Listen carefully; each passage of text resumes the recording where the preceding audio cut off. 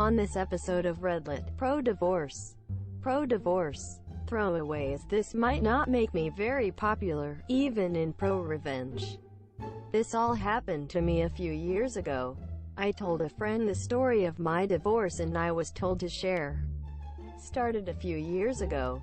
I thought we were happy. We were your usual suburban professional couple. Financially secure, healthy, good sex life, 2 kids, 14F and 9 meters at the time. I thought we had a healthy social life.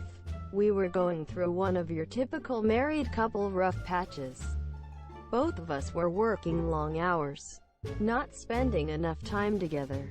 We were going through some developmental problems with my son and tensions in the house were running a little high. I noticed that she was spending a lot more time on her phone texting with her girlfriends. I didn't think much of it.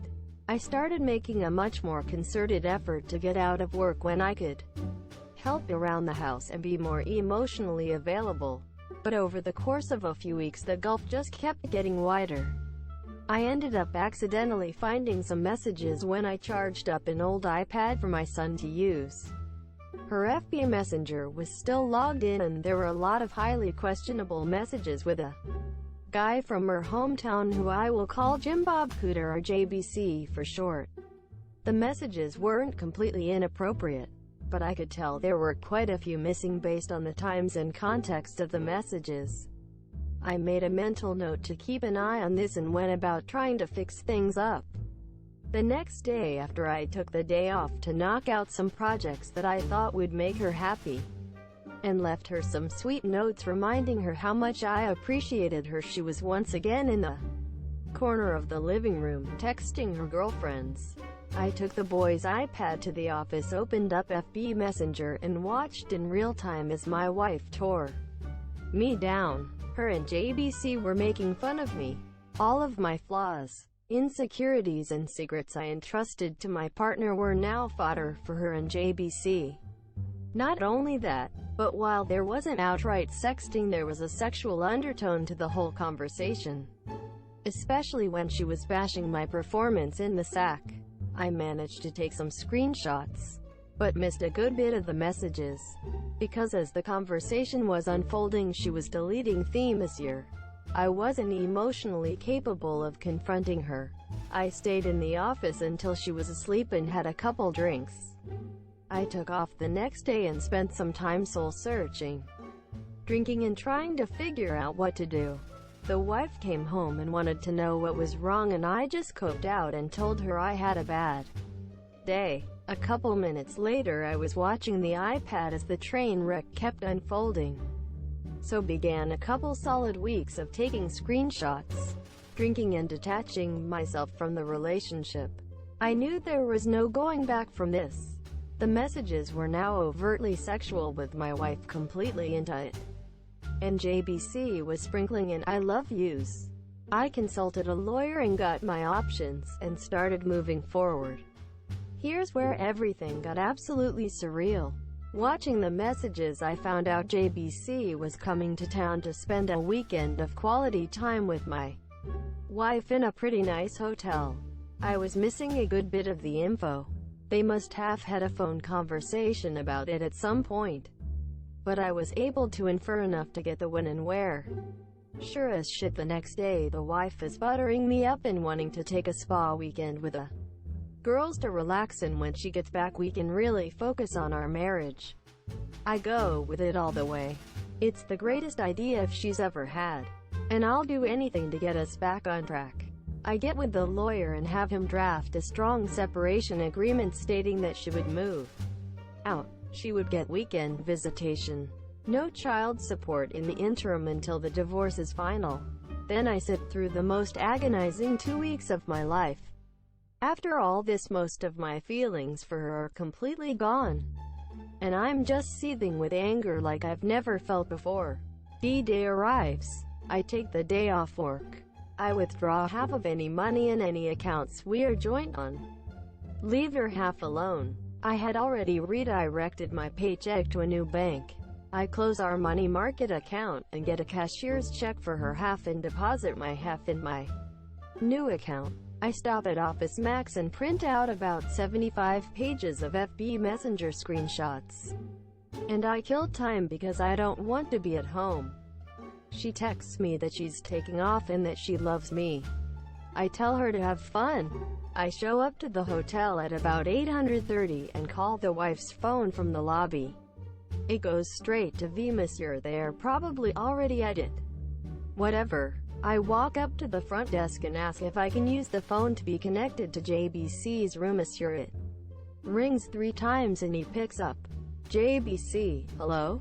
Me, JBC, can you send my wife down to the lobby please? JBC, I don't know what you're talking about, bro. Me, okay then. I guess I'll have to call Mrs. JBC and get her down here. Totally a bluff. I knew he was married. And I knew her first name, but that was it. JBC, inaudible, shuffling, panic. Me, you got 5 minutes.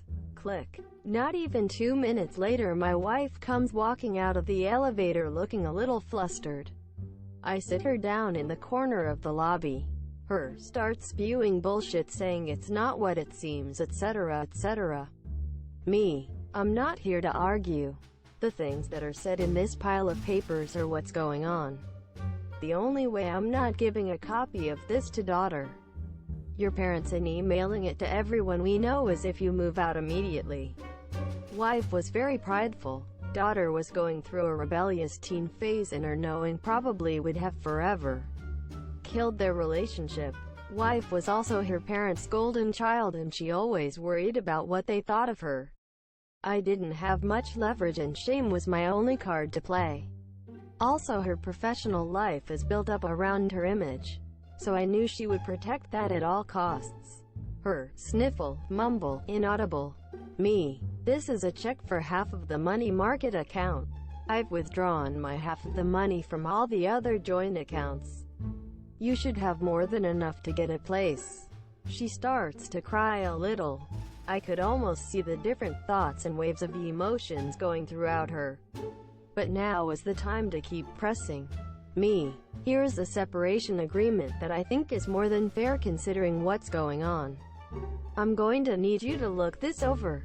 Sign it, and leave it at the house when you get your stuff. Do you want to look through these screenshots? Her, no. Me, okay, go have fun with JBC. Do not come back to the house or I'm going to send this. Holds up ream of screenshots to everyone. I bounce out of the lobby, and I can hear her start to have a breakdown. I get to the car, drive off to a parking lot and have my own crying rage fit. Previously I would have cried in front of her and yelled and whatnot, but I managed to get my shit together enough to pull it off. I don't know what she did that night or over the weekend. She texted and called over and over wanting to talk. I just turned the phone off, and by the time Monday afternoon rolled around there were movers getting her stuff and she delivered the agreement. I let her have a talk with the kiddos, basically saying mommy and daddy need some time apart. We still love you, etc., etc. Standard divorce talk. After a week she wants to have a real talk for the first time. I oblige her because I've already got my shit together and I've got an idea of what I want. But I should hear her out. She's so sorry. She wants another chance. She wants her family back. She'll do anything. She's on her knees crying into my lap. I have no intention of ever taking her back. I tell her she needs to set up marriage counseling on her own at a time that works for me. I tell her that I can't live with her, but she should be around the children to try to maintain a relationship with the monsieur. So starts our new normal of her coming over the house, cooking and having dinner with the kids 3 nights a week. She always saved me a plate. I made myself scarce. Her cleaning the house and doing the kids' laundry, then heading back to her place. We went to counseling. It consisted of her working throughout her issues with the therapist, trying to figure out why she did it, her begging for forgiveness, and me stoically playing the victim monsieur. I was never going to give her another chance. All I wanted to do was kill time, establish myself as the primary caregiver to the kids, and establish her as not having residency in the house. After a few months I go to my own therapist and get diagnosed with depression and PTSD. I ask my work if it's possible to go to part-time for the foreseeable future to deal with personal issues. And it's no big deal. After 6 months of therapy I told her that I couldn't forgive her right now and that I wanted an amicable divorce. But she is still the love of my life and maybe someday we could give it another try. She was devastated, but agreed to the divorce if I promised to try again someday. Once the divorce was filed, I needed the kids to want to stay with me. I left a Google search for "How to Survive Your Wife's Infidelity" up on the shared PC at home. And I left some printed out infidelity articles not so hidden in the kitchen. My daughter found them and came to me crying. I told her she wasn't supposed to find those, that mom made a mistake, that mom still loves her, and that I would always be here for her. My daughter, who used to hold my wife in such high regard, now wouldn't talk to her without screaming.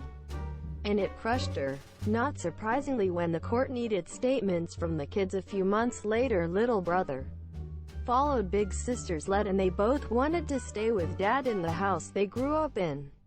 When the divorce was finalized, I got the house. Had to buy out some of her equity. But that's okay. I got primary custody of the kids.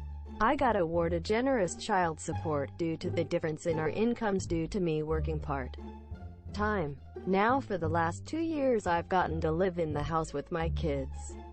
Work part-time. Get the Now ex to subsidize it for me. And when she takes the kids over the weekends I get to have my fun with Tinderellas and some FWBs I've cultivated. In the eyes of my kids I'm the patron saint of fatherhood for taking the high road and always being there. In the eyes of my ex I'm the one that got away that she will always pine for. And I get the bonus of having her come over for sex whenever I want it by dangling that carrot of maybe getting back together. But that is never going to happen. TLDR, got divorced, and it worked out.